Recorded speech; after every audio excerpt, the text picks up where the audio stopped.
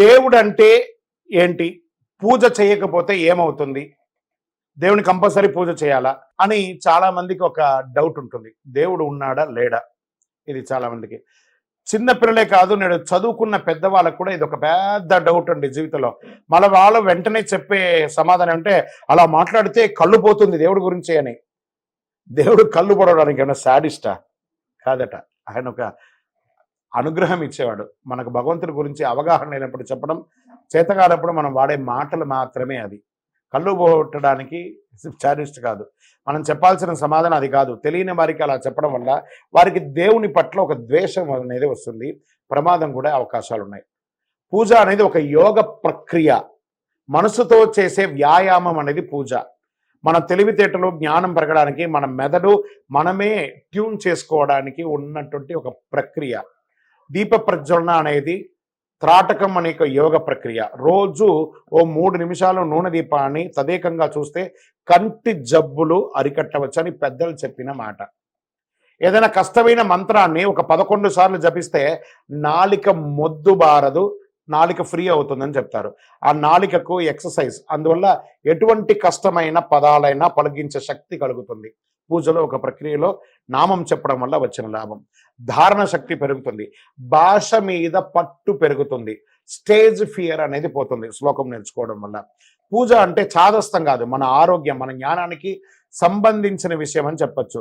అదే సమయంలో 3 విశ్వాసాలకి దూరంగా ఉండే విధంగా పిల్లలను తయారు చేయాల్సిన బాధ్యత కూడా మన పెద్దవారికి బాగా ఉంది. మూఢనమ్మకాల నుంచి దూరంగా పెట్టాలి. మూల విరాట్, భగవంతుడికి దేవాలయంలో విగ్రహం ఉంటుంది కదా, మూల విరాట్. భూమిలో ఎక్కడైనా ఎలక్ట్రానిక్ మ్యాగ్నెటిక్ తరంగాలు కలుస్తాయో అక్కడ మూల విరాట్ ఉంటారు. ప్రతిష్ఠించి ముందు రాగి రేకులో ఆ యంత్రాన్ని ప్రతిష్ఠించి ఆ తరంగాలు క్యాటలైజ్గా పనిచేస్తాయని కూడా చెప్పచ్చు. విగ్రహం అంటే అది. ప్రదక్షిణం, ఎందుకు దేవాలయంలో ప్రదక్షిణ చేస్తాం? ప్రదక్షిణం మనం గుడి చుట్టూ క్లాక్ వైజ్ డైరెక్షన్లో తిరిగినప్పుడు ఆ తరంగాల యొక్క శక్తి మన దేహానికి వస్తుంది. గుడిలోనే దేవుడు ఉంటాడా? ఎక్కడ పడితే అక్కడ ఉంటాడు కదా అనేది ఒక వాదన. ఎక్కడైనా ఉంటాడు, కానీ దేవాలయ దర్శనం అందుకు పెట్టారంటే పుణ్యక్షేత్రాలు, వేదిక్ ఆర్కిటెక్చర్స్ మొత్తం ఆ యొక్క స్కల్ప్చింగ్ ఉంటుంది చూసారా, ఆధారపడి ఉంటుంది.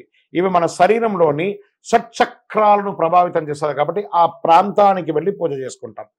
సరే, ఆభరణాలతో దర్శనం. ఆడవారిని మగవారిని నగలు వేసుకొని గుడికి వెళ్ళమని ఎందుకు సంపద చూపిస్తున్నారు అని అంటే, బంగారం వంటి తరంగాలు బాగా గ్రహిస్తాయి. ఆభరణాలు ఏం చేస్తుందంటే ఆ తరంగాల్ని, మంచి తరంగాల్ని గట్టిగా గ్రహిస్తాయి కాబట్టి ఆభరణం వేసుకుంటారంటారు. మరి కొబ్బరికాయ దేవాలయంలో కొడతారు ఎందుకు? ఇది స్వచ్ఛతకు గుర్తు. పైటెంకు మన అహంకారం గరుకు గరుకుగా ఉంటుంది చూసారా, దాన్ని పగల కొడితే వచ్చే కొబ్బరి మన కల్మషం లేని తెల్లని హృదయం. అవతలి వారి ప్రేమ కొబ్బరి నీళ్ళంత తీయగా ఉంటుంది అని చెప్పడానికి ఒక సంకేతం. మరి మంత్రాలు చెప్తారు ఎందుకు? ఉదాహరణకు మనం ఒక ఫోన్ నంబర్ గుర్తుపెట్టుకోవాలంటే ఏదో 90000666 ఇలా చెప్తుంటాం కదా, ఇలా ఒక పద్ధతి అమరుస్తాం. అంటే మనకు తెలియకుండానే న్యూరాన్స్ని యాక్టివేట్ చేయడానికి ఉన్నటువంటి నంబర్సే ఒక నంబర్. సపోజ్ ఈ టీవీ ద్వారా, ఈ టీవీ ఛానల్కు ఉన్నటువంటి నెంబర్ లేదా గురువు గారి యొక్క నెంబర్ చూడడానికి ఎలా తెలుస్తున్నారో అదే విధంగా చేసే ఒక ట్యూనింగ్ అనమాట. అదేవిధంగా మంత్రోచ్చారణలో అక్షర నియమంతో ఒక లయను కలిగినటువంటి ఉన్నటువంటిదే ఈ యొక్క మంత్రం. దీంట్లో మాత్ర, అక్షరం అన్ని కూడా ఉంటుంది. యదక్షర పద భ్రష్టం మాత్రాహీనం తు యద్భవేత్ తత్సర్వం క్షమ్యతాం దేవా అని చెప్పి ఎలా చెప్తాను అంటే, పద పాదాక్షరాన్ని చ, ఆ పద పాదాక్షరాలంతా కూడా ఏదైనా ఉంటే కూడా చేస్తాను. తేజోవంతులం అవుతామంట ఈ యొక్క చెప్పడం వల్ల. గర్భగుడి ద్వారా ఒక వైపుకు ఉండడం వల్ల ఆ శక్తి మన శరీరాన్ని గ్రహిస్తుంది. అందుకే ఎదురుగా కాక ఒక సైడ్ నుంచి, ఎదురుగుండా ఉండి నమస్కారం చేయకుండా ఒక సైడ్ నుంచి చేయడం వల్ల చాలా బాగుంటుంది. మరి దేవుడికి అభిషేకాలు ఎందుకు చేస్తాం? ఇవన్నీ కూడా పూజలో భాగమే. విగ్రహాలు పంచలోహాలతో ఉంటాయి, వాటికి పాలు, తేనె వంటి వాటితో అభిషేకించినప్పుడు కింద ఉన్న తరంగాలు శక్తితో ఔషధ గుణాన్ని ఇస్తుంది. దాన్ని మనం తీర్థంగా తీసుకోవచ్చు. హారతి, పచ్చకర్పూరానికి ఎన్నో ఔషధ గుణాలు ఉన్నాయి. హారతి తీసుకునేటప్పుడు ఆ వెచ్చదనాన్ని మన కంటికి తగలజేయాలి. దీనికి ఆయుర్వేద పరిభాషలో స్వేదకర్మ అని పేరు కూడా ఉంది. ఊరికే గాల్లో హారతి తీసుకుంటే చాలదట, అలా తీసుకొని ఇలా కళ్ళకు అద్దుకోవాలి.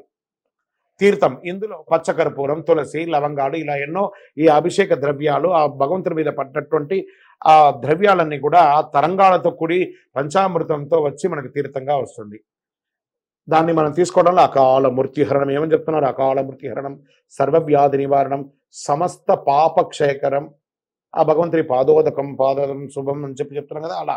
మరి తడి బట్టలకు మడి బట్టలు కట్టుకుంటారు కదా పూజలప్పుడు, మడి బట్టలు తడి బట్టలు కట్టుకుంటారు కదా, తడి బట్టలకు ఆక్సిజన్ ఎక్కువ తీసుకునే గుణం ఉంటుంది.